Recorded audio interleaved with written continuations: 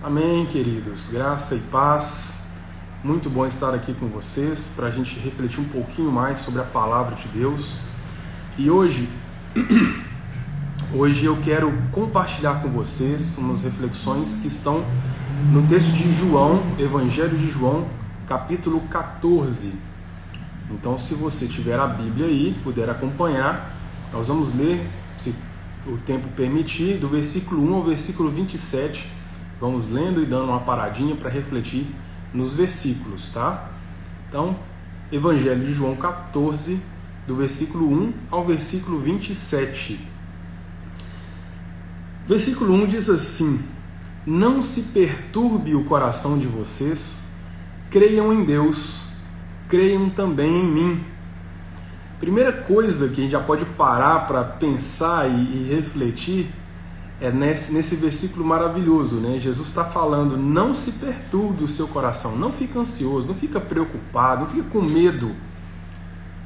Ele falou isso e em seguida ele completa. Tá, não vou ficar. Como que eu faço para não ficar com medo?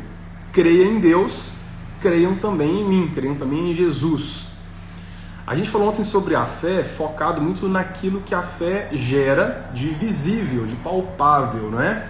Que é a obediência.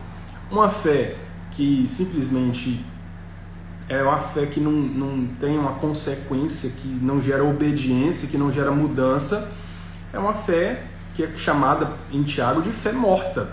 É uma fé que não é fé de verdade, né? É só uma frase.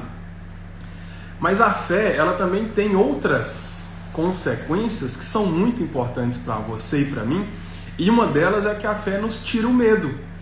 Porque se eu creio, se eu acredito, se eu tenho certeza de algo, eu não me preocupo com aquilo. Não é verdade? Então, se você tem certeza que algo vai acontecer, quando outra coisa acontece que poderia te gerar uma insegurança, você fala, não, tá tudo bem, porque dia tal algo vai acontecer que vai me deixar muito tranquilo, então não preciso me preocupar. É assim que a gente lida normalmente. Agora, ao contrário também, se a gente passa o dia se preocupando, ansioso com o que vai ser, será que vai dar certo, não vai, o que vai acontecer, eu ando sempre com medo. Minha fé praticamente não existe em relação a isso. E isso é algo muito sério. Se o Senhor Deus, se Jesus disse para a gente ter fé, para a gente crer, a gente pode ficar tranquilo que Ele nos capacita a isso. Porque é algo que nós falamos ontem, vamos falar hoje mais uma vez. A fé vem do Espírito Santo, a fé vem pelo ouvir e ouvir da palavra. A palavra não é a palavra, o texto somente, mas é a palavra de Deus. São as Santas Escrituras. É uma palavra que produz vida em mim e em você. E uma coisa que é interessante em relação à fé, em relação a crer, em relação a ter essa paz, eu já comentei aqui também, eu dou aula para as crianças, e para as crianças de 10 anos, 9, 10 anos, 11, então são crianças um pouco mais velhas, que já experimentam algumas coisas na área da escola, de bullying, ou de algumas discussões entre colegas, alguma coisa assim. Então eu gosto de trazer uma analogia sobre a nossa fé em Jesus para a realidade deles. Eu acho que vale a pena compartilhar com vocês aqui hoje. Imagina só que você é uma criança, está na escola e tem aquele coleguinha que perturba, aquele coleguinha que sempre está chateando, fazendo bullying e tal. Não sei você, mas na minha época isso tinha demais também. Não é exclusivo de hoje não. E um dia esse coleguinha, não sei o que aconteceu, ele vira para você e fala aquela frase que eu não sei se você já ouviu, mas para quem não é muito de discussão, dá um gelo na espinha. Te pego lá fora, te pego na saída. Quando você sair, eu vou estar lá te esperando e vou bater em você, vou te agredir, vou te machucar fisicamente. Nossa, pai, você quer morar na escola, né? Mas, agora imagina se você tem um irmão mais velho que também estuda na escola. Você está lá, vamos pensar aí, no primeiro ano do ensino fundamental, e seu irmão está no 7º Ó que beleza! Você vai tranquilo, você vai sair rindo, olhando para lá, aqui meu irmão, abraçado e tal. Porque você tem tranquilidade, você sabe que não há com o que se preocupar, porque o seu irmão mais velho vai cuidar de você, não vai permitir que ninguém que te agrida, que te cause nenhum problema maior. Vai ser só ameaça mesmo. E com Cristo, com Jesus, não pode ser diferente, porque Ele é o nosso irmão mais velho. E que irmão mais velho, né? Muito mais forte do que qualquer irmão mais velho que a gente conhece. E com essa analogia tão simples, né, que eu conto para as crianças, a gente consegue perceber um pouco como que a gente realmente, no dia a dia, nós que às vezes achamos que nossos problemas são muito mais maiores, muito mais importantes do que o problema de uma criança na escola que está com medo de apanhar do coleguinha, mas na realidade não é muito diferente não. É muito simples, para ser sincero, porque o nosso irmão mais velho, que cuida, que zela por nós, ele também, de acordo com a palavra, ele não permite que nada que não seja para o nosso bem aconteça. Mesmo aquilo que pareça ser ruim, de acordo com a palavra, é para o bem daqueles que amam a Deus. Então eu não preciso me preocupar, além do que nós sabemos que a preocupação não resolve o problema. Nunca vi ninguém aqui ficar tão preocupado que o problema resolveu por causa dessa preocupação. Porque se o problema resolveu sozinho, não precisava ter ficado preocupado. Se o problema não foi resolvido, não adiantou ter ficado preocupado, não é? Bom, temos esse irmão maravilhoso que já nos disse que nós precisamos, aliás, que nós não precisamos nos preocupar, que nós não devemos nos preocupar. Continuando no versículo 2 e 3, diz assim, olha só, Jesus continua falando: na casa de meu pai há muitos aposentos, há muitos quartos, há muitas moradas. Se não fosse assim, eu lhes teria dito: vou preparar-lhes lugar. E se eu for lhes preparar lugar, voltarei e os levarei para mim, para que vocês estejam onde eu estiver. Uma coisa interessante é que eu não consigo saber o quanto você quer a Deus e você também não consegue saber o quanto eu quero a Deus. A gente pode imaginar, de acordo com o testemunho que a gente vê um do outro, se a pessoa tem interesse no Senhor, se ela tem interesse na palavra de Deus e tudo mais. Agora, o quanto você quer estar com o Senhor, estar próximo de Jesus, eu não consigo saber e vice-versa. Agora, a palavra de Deus nos mostra com muita clareza o quanto Deus quer estar conosco. Porque se você quer estar com alguém, você prepara lugar, você vai buscar. Vamos ler de novo aqui, ó. Na casa de meu pai há muitos aposentos. Primeira coisa, esses aposentos são para você e para mim. Esses quartos estão lá arrumadinhos para nós.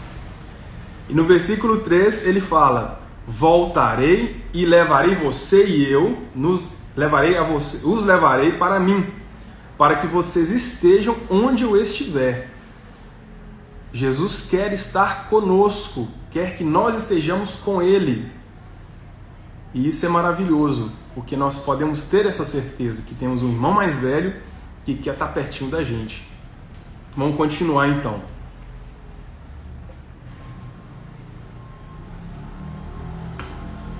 Versículo 4 diz: vocês conhecem o caminho para onde vou.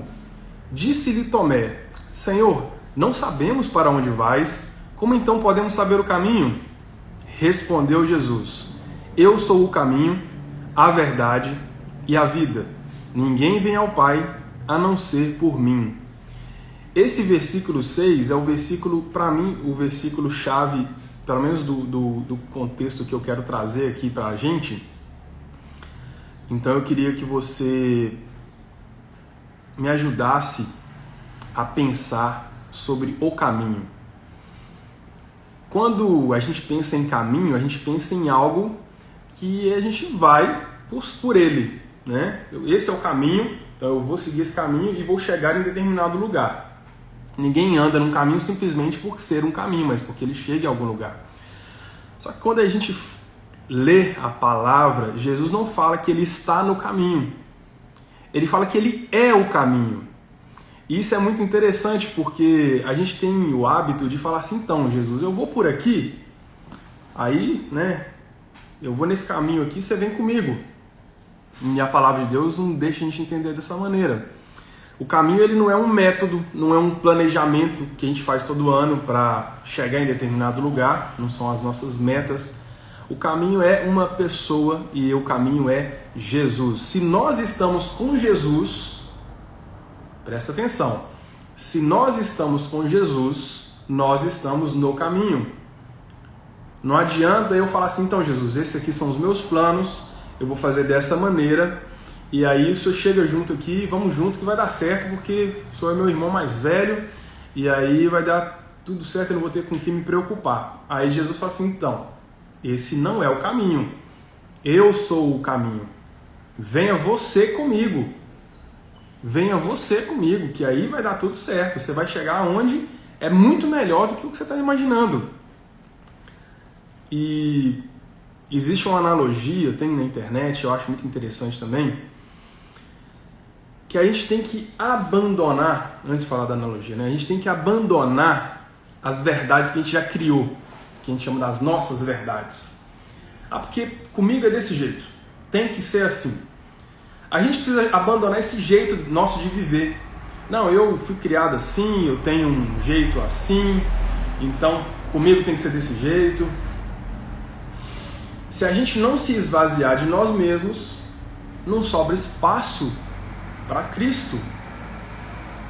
A analogia que eu falei, que eu ia falar, é a analogia do copo. Imagina só você encher um copo que já está cheio. Não tem jeito, o copo já está cheio. Agora vamos supor que tudo bem, então tá, Jesus, vamos lá, nem você nem eu.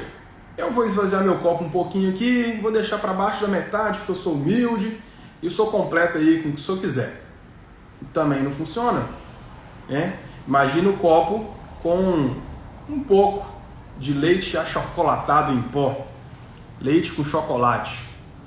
E aí você vai completar esse copo que está com um pouco de leite com chocolate com suco de laranja e vai encher até a borda de suco de laranja. Tem muito mais suco de laranja do que leite com chocolate. Mas não dá para beber. Não dá para beber. Tem que estar com o copo vazio, limpo, sem nada nosso, sem nenhuma verdade nossa, para que o Senhor encha com aquilo que Ele tem para nós. Que Ele encha com a palavra dEle, que Ele encha com a vontade dEle, com os planos dEle, com as prioridades dEle. E se a gente não esvaziar o nosso copo, ou seja, nos esvaziar, que nós somos esse copo, né? Como a gente estava ouvindo mais cedo, a Raquel Novaes cantando, nós somos vaso. E para a gente ser cheio, a gente tem que estar vazio. Eu acho que isso é muito importante para a gente entender. Não tem como eu determinar o caminho, porque o caminho já existe, já está determinado, e ele é uma pessoa, ele é Jesus.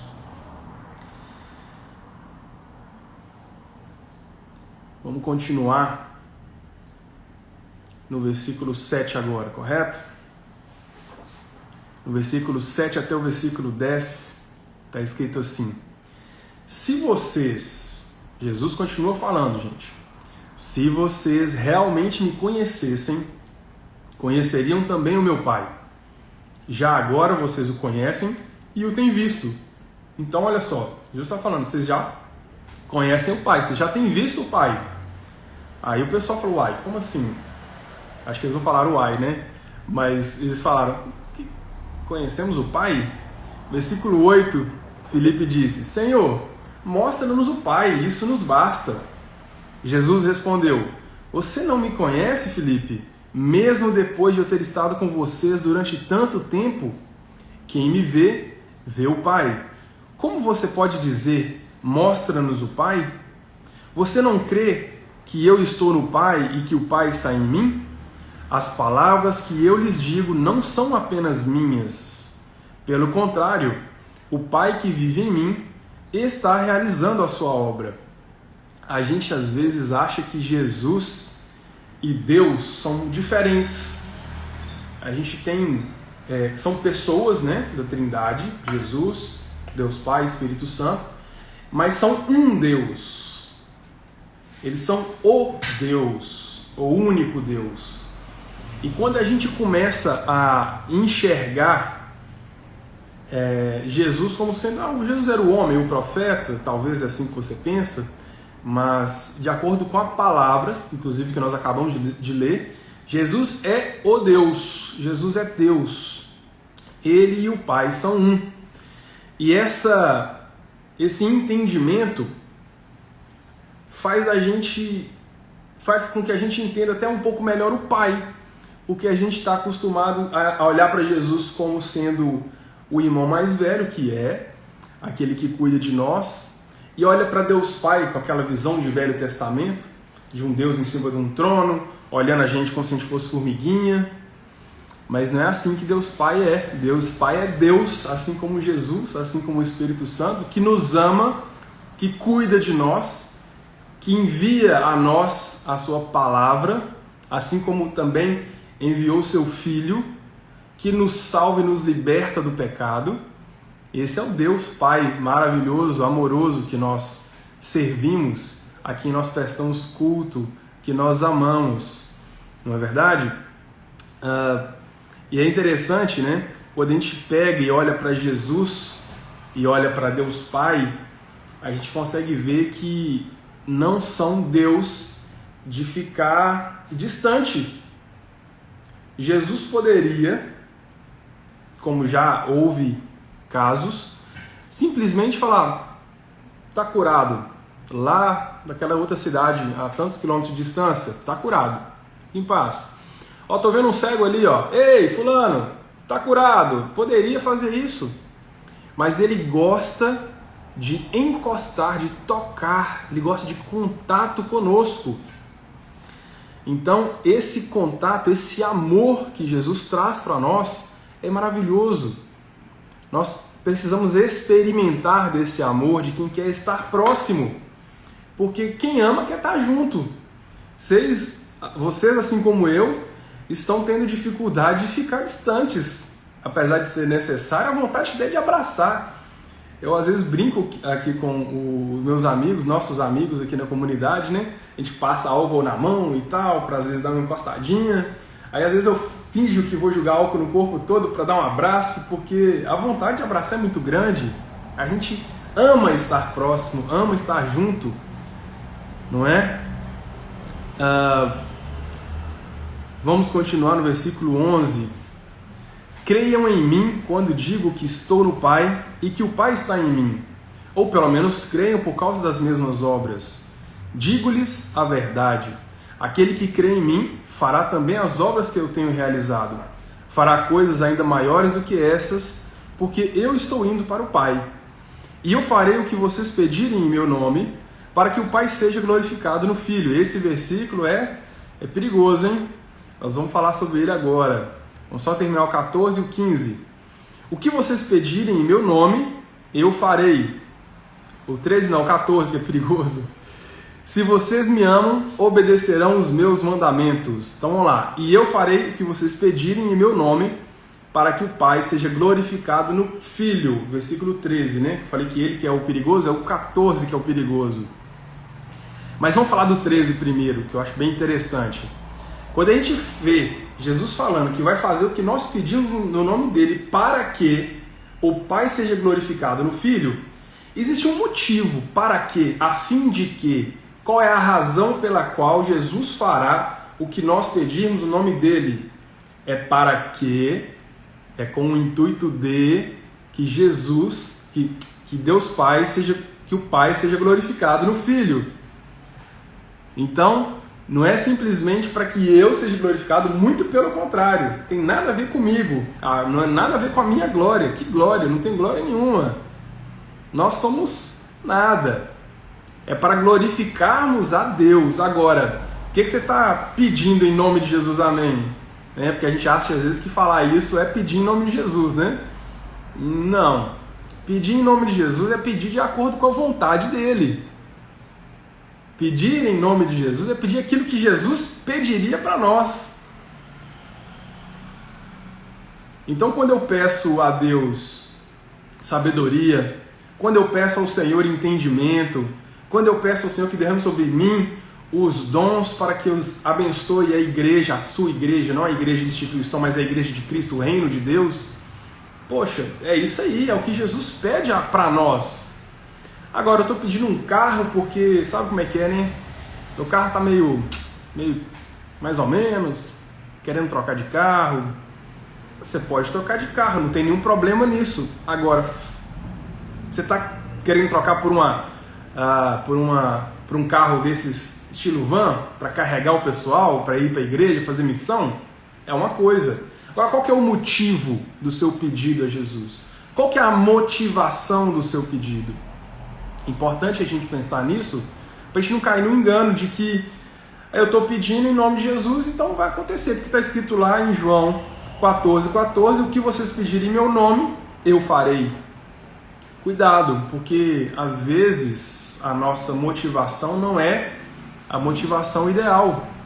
Eu posso inclusive pedir coisas boas com intenção ruim. Posso pedir para que algo aconteça para que eu me beneficie, algo bom aconteça para que eu me beneficie, não para que o Senhor seja glorificado.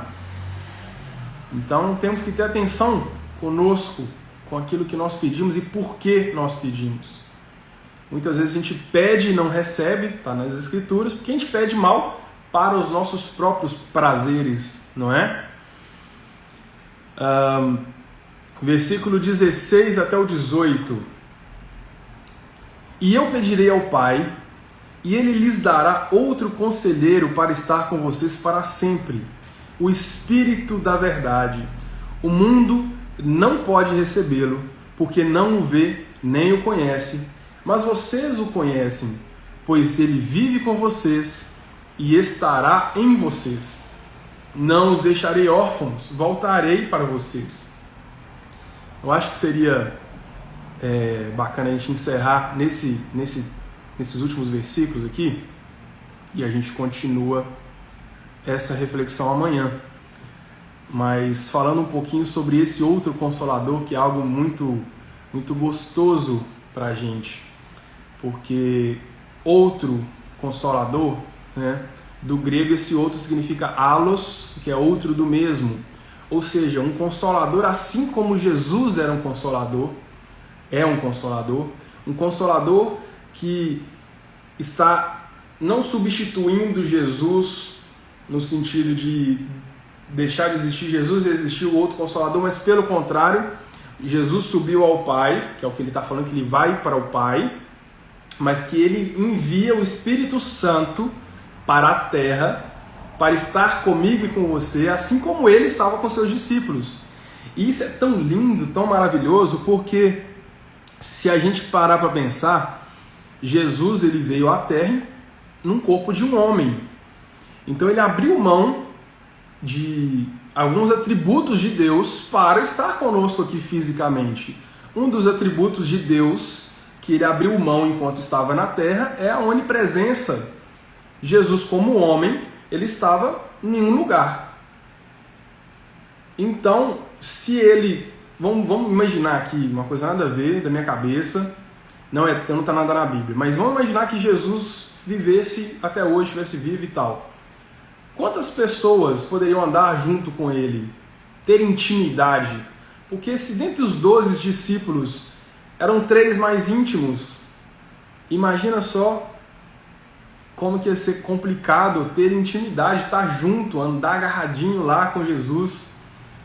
Agora o Espírito Santo, voltando assim para a palavra, o Espírito Santo que foi enviado, o outro Consolador, ele habita em mim e habita em você, se nós já nascemos de novo, se nós já tivemos uma experiência de novo nascimento, uma experiência de transformação, ele habita em mim, habita em você, e ele está conosco o tempo todo. Agora imagina o nível de intimidade, de relacionamento que eu posso ter com o Espírito Santo, já que ele está comigo agora aqui, ele está com você aí agora. A gente às vezes não pensa como que é importante a gente entender racionalmente, com a nossa mente mesmo, que o Espírito Santo está com você, está comigo. Tem um livro do Francis Chan muito bom, chamado O Deus Esquecido, que fala do Espírito Santo, que às vezes a gente não para pensar que Ele está agora comigo. E a gente, entre aspas ou sem aspas, ignora esse Deus maravilhoso, consolador, que nos guia, que nos revela a sua palavra, que nos convence do pecado, da justiça e do juízo. Enfim, o Espírito Santo nos ama, habita em nós, nos guia em toda a verdade, e é importante que nós nos lembremos disso e tenhamos sim, busquemos ter um relacionamento de intimidade com Ele, porque Ele habita em nós, Ele é onipresente. Todos os atributos de Deus, o Espírito Santo, porque é Deus, como é Deus, tem todos os atributos, onipresente, onisciente, onipotente, sabe, faz, pode todas as coisas, nos ama com amor incomensurável, ora por nós com gemidos inexprimíveis. Deus maravilhoso, o nosso Deus é maravilhoso. E para a gente encerrar, eu quero lembrar com vocês o versículo que eu considerei como principal, que é: eu sou o caminho, a verdade e a vida. Ninguém vem ao Pai a não ser por mim. João 14, 6. Jesus é o caminho, a verdade, a vida. Esses artigos, ou a, eles mostram que não existe outro. Se fosse Jesus é um caminho, uma verdade, a gente poderia falar assim, não, tem outros, né? É um dentre outros. Mas ele é o único caminho para a salvação, a remissão dos nossos pecados. Porque também tem isso, né? O caminho para onde? O caminho para a salvação, não do inferno, mas do pecado. Porque nós não fomos salvos do inferno, porque o inferno não foi preparado para nós. O inferno foi preparado para Satanás e seus anjos. Mas nós somos livres, fomos libertos do pecado. Porque como João Batista disse quando viu Jesus: eis o Cordeiro de Deus que tira o pecado do mundo. E este é o caminho. Cristo é o caminho. E cabe a mim e cabe a você abandonarmos o nosso caminho e seguirmos junto com o Senhor Jesus por um caminho que é maravilhoso. Eu queria encerrar com uma analogia, mais uma, né? Eu gosto de analogias porque Jesus pregava por meio de parábolas, por que eu vou tentar fazer diferente, né? Vamos tentar contextualizar para a minha realidade, para a sua realidade. Pensa agora na sua vida uma pessoa que você admira demais. Uma pessoa que você olha para ela e fala assim, cara, quando eu crescer, quero ser igual a essa pessoa. Uma pessoa que o que ela falar com você, você tá junto porque você sabe que dela vai vir coisa boa. Bom, eu trabalho na área de tecnologia, então um dos caras que eu tinha uma vontade de conhecer e de estar entendendo um pouquinho mais e andando mais próximo é o Bill Gates. O cara é fera pra caramba, né? Foi aí, é um dos grandes nomes, talvez até hoje, né, contando o tempo, o maior que já teve, ele, o Steve Jobs e alguns outros. Mas o Bill Gates é um cara que eu gostava bastante. Agora imagina, eu vou imaginar o Bill Gates, você imagina aí uma pessoa que você admira, chegar para você e falar assim, então, tudo bem? Tal, vamos fazer isso aqui. Cara, você não sabe por que ele falou, se vai dar certo, se vai dar errado. Você sabe sim, o Bill Gates falou, vai dar certo. O cara fez o que ele fez. Olha a vida dele hoje, olha o que ele conquistou, olha como que ele fez. Bill, bora, velho. Eu não entendi não sei onde é que isso vai dar, não sei onde é que nós vamos chegar com isso, mas você falou, tá falado, vamos chegar junto. Ou não é assim com você? Imagina a pessoa, não imagina o Bill Gates não. Imagina só quem você admira muito. Você vai. Jesus é muito maior do que qualquer Bill Gates, qualquer pessoa que você imaginou. Jesus, ele sabe muito mais, sabe tudo. E ele me ama muito mais que qualquer Bill Gates pode amar, pode gostar, pode ter vontade de ajudar. E Jesus está falando, eu sou o caminho, eu sou a verdade, eu sou a vida. Ninguém vem ao Pai a não ser por mim. Você quer ter uma vida diferente? Quer ter uma vida santa, irrepreensível? Abandona aquilo que você sabe, abandona as suas verdades, abandona o caminho que você decidiu traçar para e vamos junto com Jesus, vamos pelo caminho dele. Se você não ouviu, não viu, na segunda-feira, primeira ministração da semana, eu falei um pouquinho sobre 5 prioridades da vida de um cristão. Jesus tem trazido na sua palavra verdades para que nós possamos seguir o caminho, seguir a vontade de Deus, e que seja assim na sua vida e na minha vida. Nós precisamos permanecer no caminho sempre, sempre. Salmos 37, 5 é um versículo que o pastor Horácio fala com muita frequência, e eu gosto muito também, que diz: entrega o teu caminho ao Senhor, confia nele e o mais ele fará. É o que nós devemos fazer. Agora, quem entrega, entrega. Se eu te entreguei uma coisa e eu fiquei pegando de volta, eu entreguei ou não entreguei? Não, a gente tem que entregar. Então pega o seu caminho, entrega ele para o Senhor e o mais ele fará. Nós sabemos que abrir mão é saber, é crer, é ter fé, que a vontade de Deus é boa, perfeita e agradável para a sua vida e para a minha vida. Amém, queridos?